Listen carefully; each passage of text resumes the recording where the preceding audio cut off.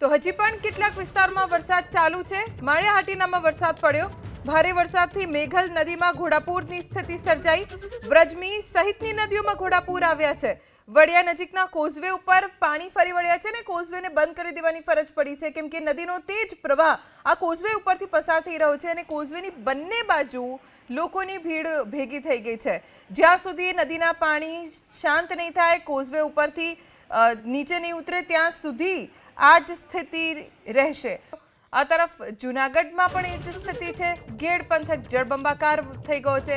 મુશળધાર વરસાદના કારણે જૂનાગઢનો ગેડ પંથક જ્યાં જળ પ્રલય જેવી સ્થિતિ સર્જાઈ છે। ખાસ કરીને ઓસા ગેડ પંથકમાં ઓસા ગામમાં ખૂબ જ પાણી ભરાયેલા છે। ટ્રેક્ટરની મદદથી જ ગામમાં અવરજવર શક્ય છે કેમ કે રસ્તા જળમગ્ન બની ગયા છે અને આસપાસના વિસ્તારોમાં રસ્તા ક્યાં છે એ દેખાતું નથી, એટલા પાણી ભરાઈ ગયા છે।